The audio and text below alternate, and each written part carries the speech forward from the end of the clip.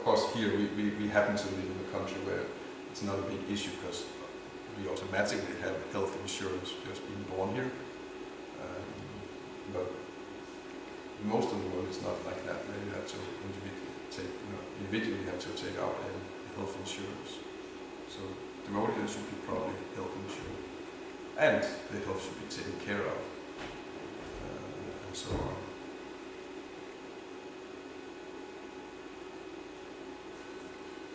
Should women be called Prabhu, Mataji, or Devi? So there's there's different appellations going on for women in our movement, and there's different factions, and there are fighting factions, and there are different sects arising, and about what women they should be called. So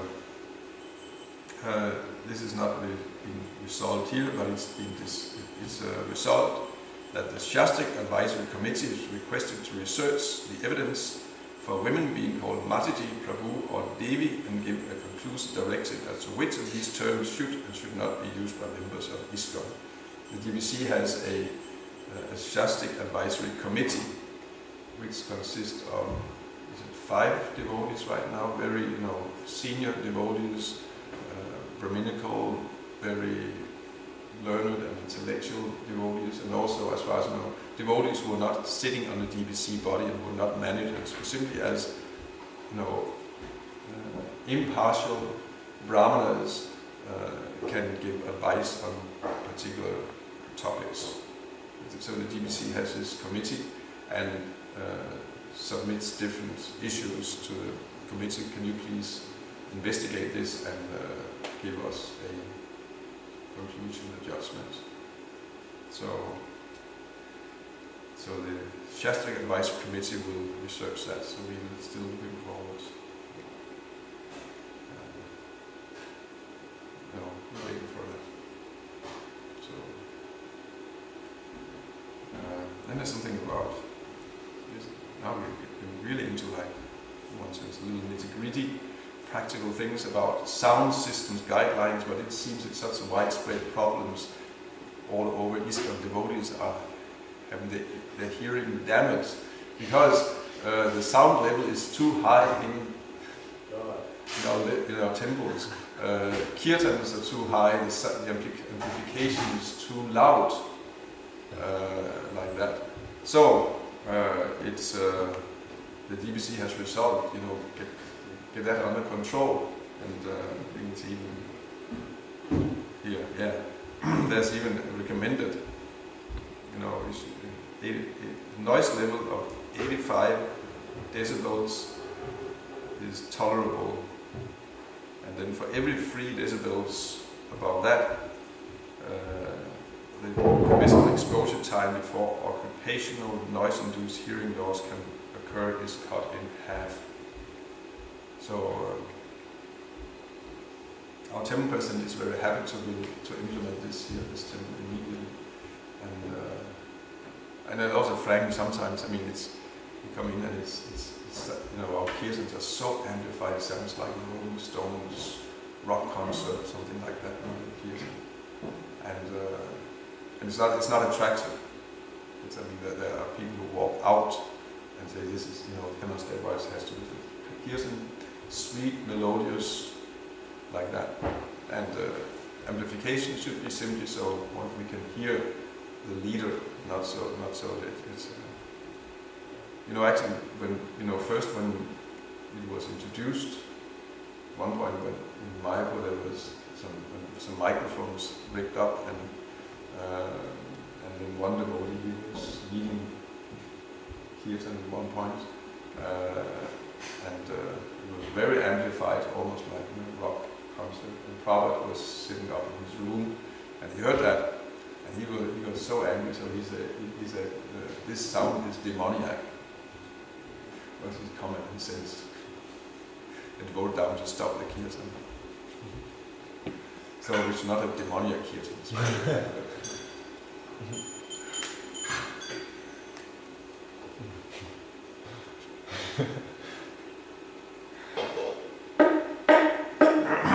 the next resolution is the Hare Krishna mantra should be the primary mantra in all ISKCON kirtans.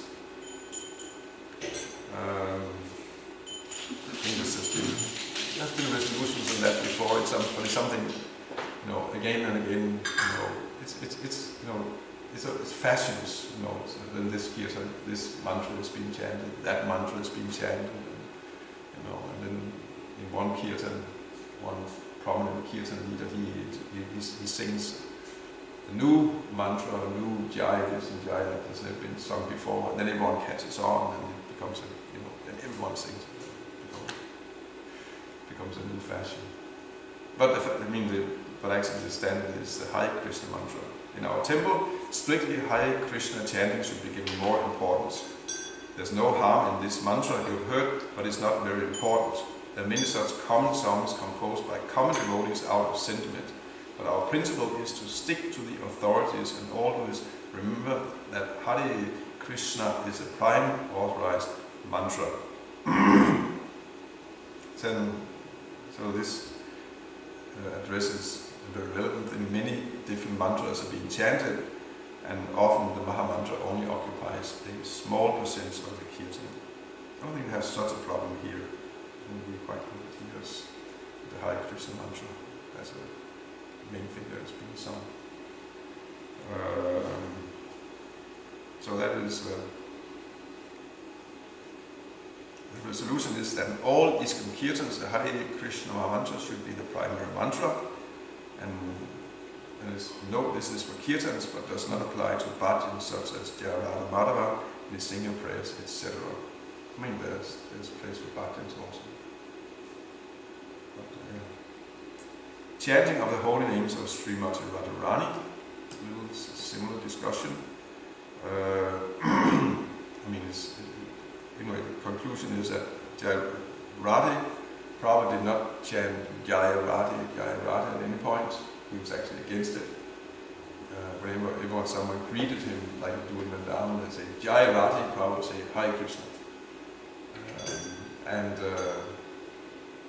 The name of Srimati Radharani actually should not be pronounced without Krishna's name, but it doesn't stand alone. So actually, this result here that this should not take place on Radhastami. One can chant Jaya Radha, for maybe a couple of minutes like that in Hare Krishna Kirtan,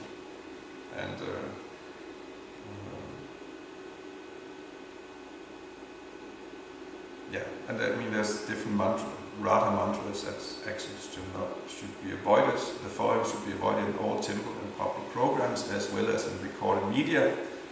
So number one, chanting of the holy name of Srimati Radharani without the holy name of Sri Krishna, for instance, Radhe, Radhe, Radhe, Radhe, Radhe. 2. Chanting of the holy name of Srimati Radharani within mantras that were not introduced by Sri Prabhupada, previous Gaudiya Vaishnava Acharyas or in Shastra, including but not limited to Jaya Radhe, Jaya Radhe, Jaya Radhe, Jaya Radhe, or Radhe, Radhe, Radhe, Radhe, Radhe, Jaya Radhe, Jaya Radhe, Radhe, Jaya Radhe, Jaya Sri Radhe. You got it. Yeah. So, or Radhe, Radhe, Radhe, Radhe, Radhe, Govinda. Radhe Rani ki Jai, Maharani ki Jai. Radhe Shyam, Radhe Shyam, Shyam Shyam, Radhe, Radhe, and so on. These are not authorized mantras.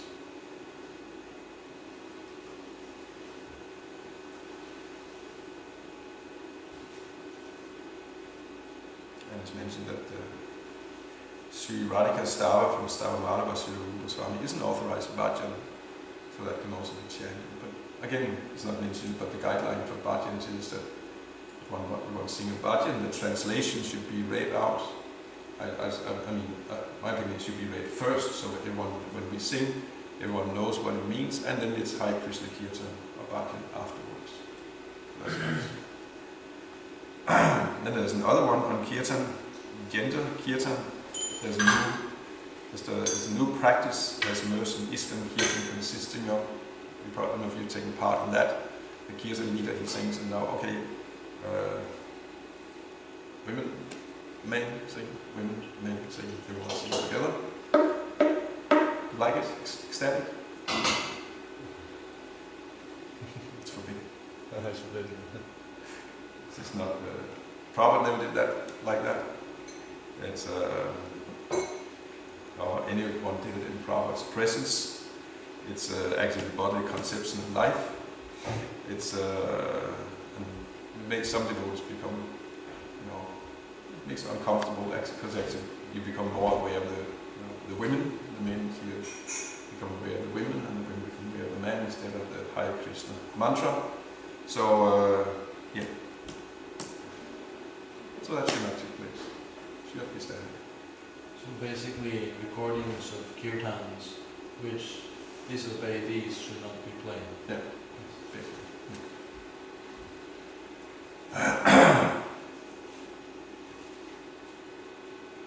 So then there is something on the ISKCON disciple course. I think now you're all aware there's a disciple course, like standard ISKCON disciple course has been created, and we haven't is given the course here, so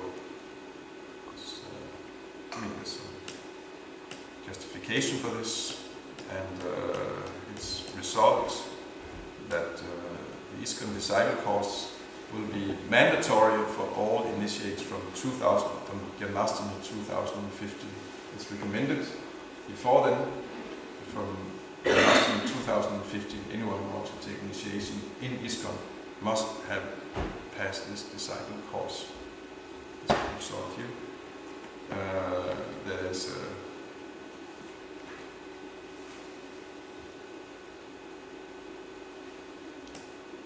there's also something about teachers, their qualifications, and then there's some adjustments that, if you're illiterate, what to do then. Well, you still take the course, and then you can have just an oral examination, and if there's a terminal disease devotee, like last minute, last day initiation, okay, so then exception can be there.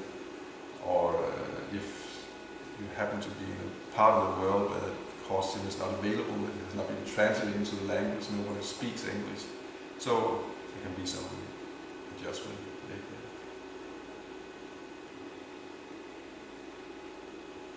And okay, this is a long one, and I didn't actually. I was preparing for you, but actually, this is actually how far I got in preparing. I've skimmed the rest up to here. I've read it, but and the rest I've also skimmed. It's so I'm not able to give you a complete gist of this, and it's a long one. But it's about who can be Diksha gurus, and approval of Diksha gurus, and so on in the future in ISKCON. And you see there's a part A, part, it's very long.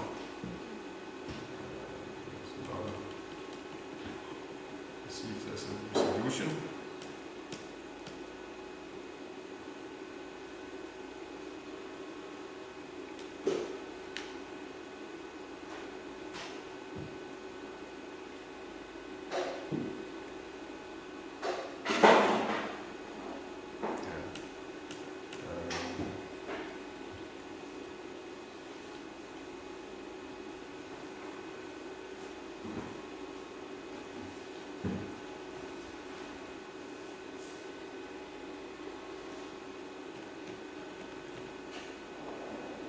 I don't know if it immediately affects anyone taking initiation, or anyone planning to become guru, or anyone want to have someone become guru. But it's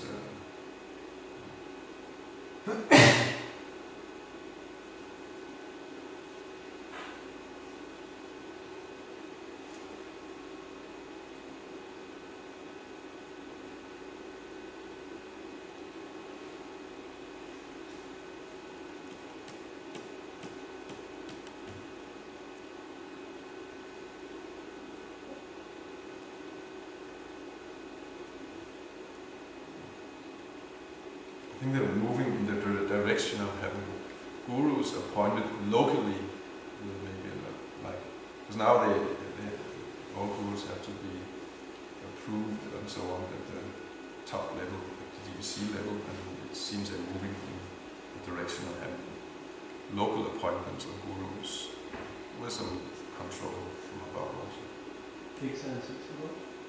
Shiksha is not Shiksha is not something you appoint. Shiksha is appointed. Shiksha is something anyone who gives instruction actually. But there could have been, it's not, there could have been an official Shiksha or politics also.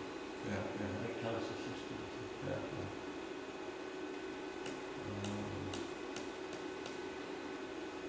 Okay, but it's a lot of this, so let's skip that. We can, but it's probably important, and those who want, you can start. You can go to the website and study it. Then this one is simple. The Shastak Advisory Council's number will be extended.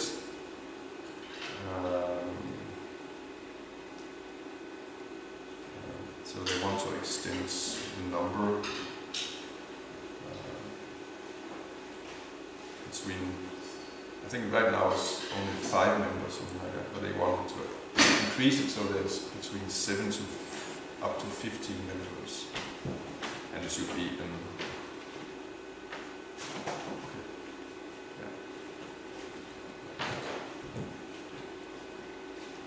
general membership.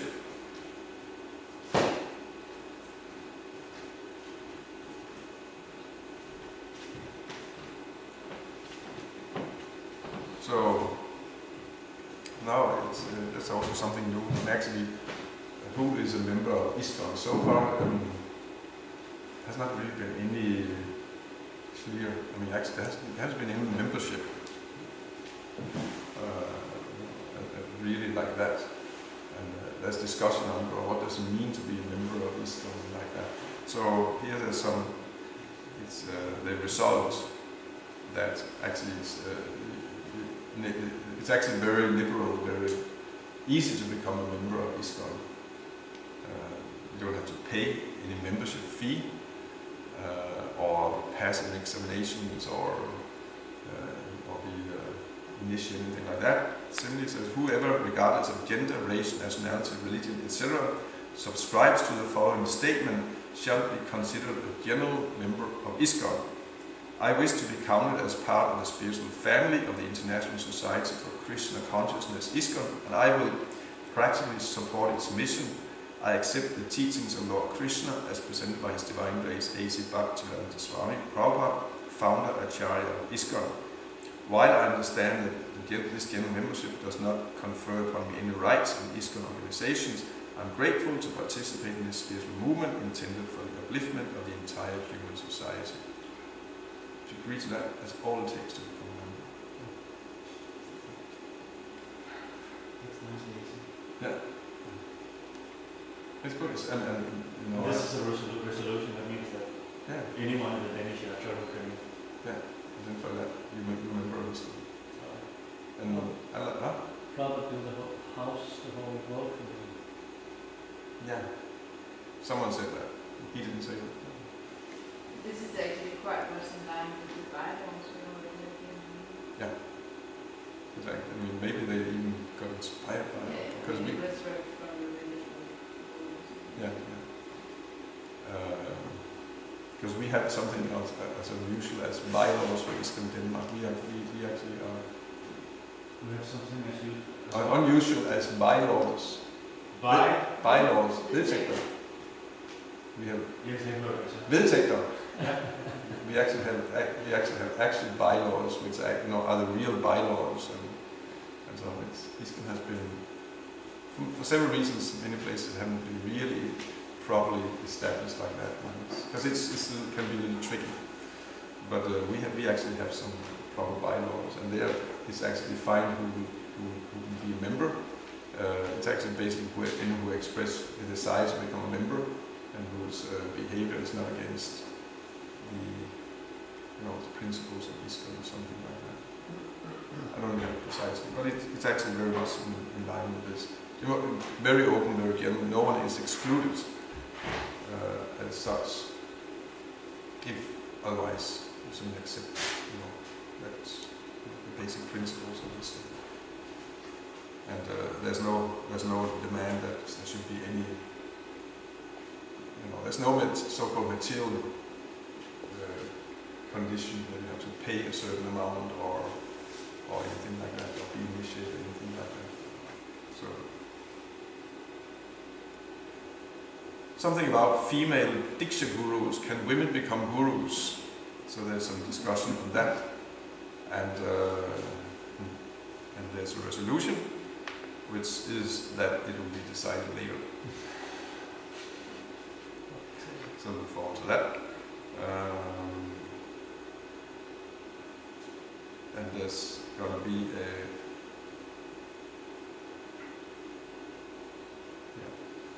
there's something about Guru paper. So there's no resolution, it's just mentioned here that work on a paper explaining what it means to be a Diksha Guru is underway. Then as a final thing, there's a letter of appreciation to Ravindra Swarupagu. As we read in the beginning, he has resigned. So here the GBC body is just expressing thanks to Ravindra Swarup for his many years of service on the GBC, including he's been chairman twice, and he has done so much service for the GBC. I think that's all. Any reason for him to step back? Why is he resigning? Yeah. I think he's just getting old. And is he close to 70 now, or must be 67, 60? I think it's just naturally.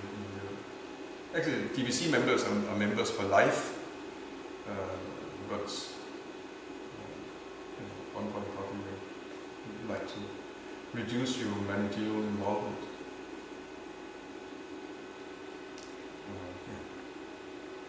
Spørgsmål, that was the last one. Any further comments?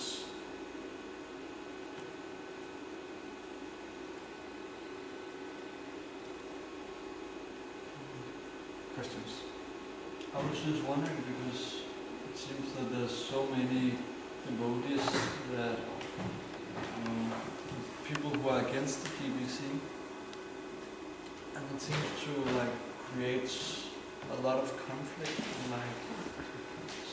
and smoothen out the whole thing. I cannot be devotees against the GBC. That's not.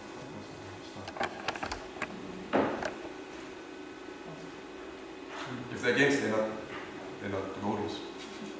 Against authority, that's the problem. At least you cannot be a follower of Prabhupada and be against the GBC. That's a contradiction, because Prabhupada's clear instruction was you follow GBC. But it doesn't mean that one cannot be against some particular decision. One can say, actually, maybe I disagree with this resolution, that's okay. And it has happened many times later on. Some resolutions have been changed or like that. So no one, including Prabhupada, was also aware that it doesn't mean that everything is going to be without mistakes or anything like that, but still it's the best system. And even though one disagrees, one still follows. One will still follow the authority like that, but one just humbly disagrees.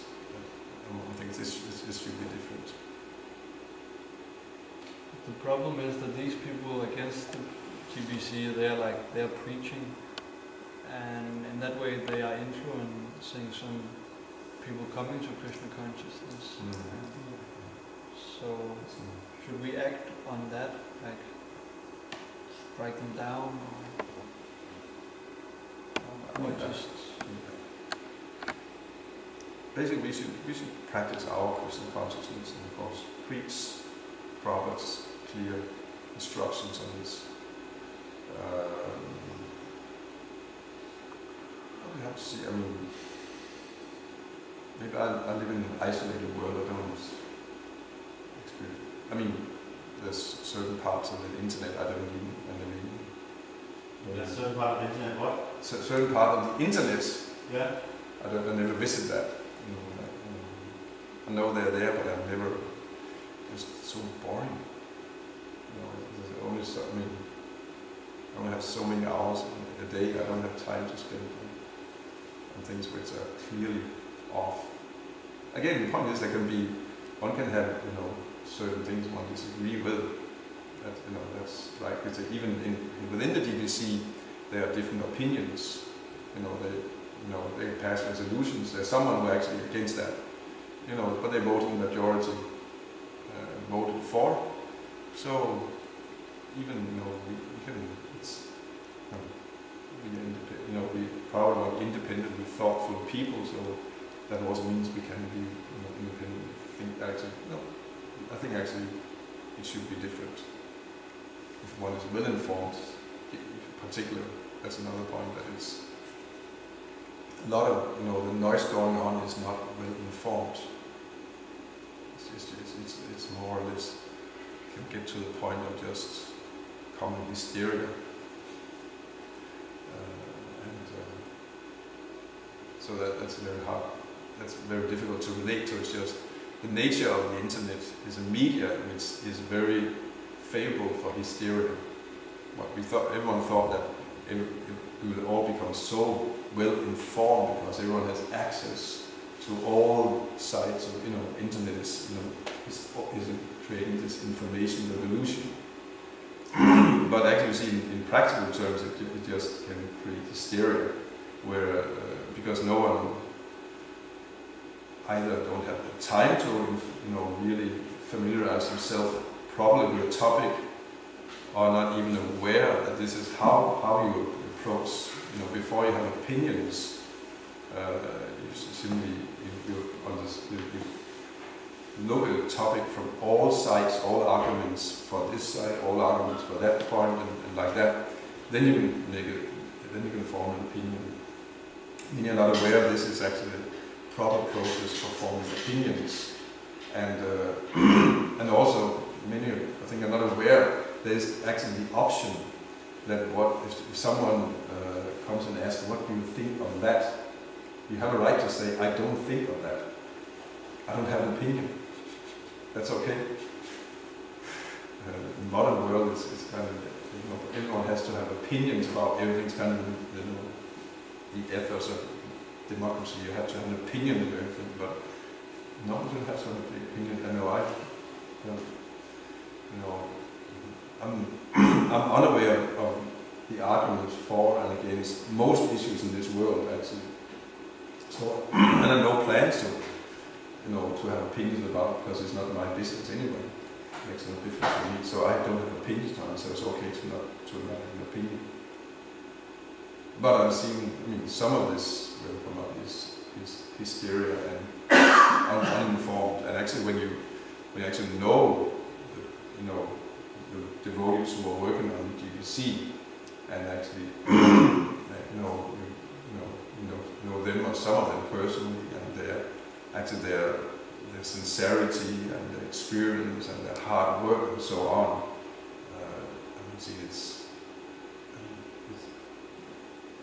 There's no.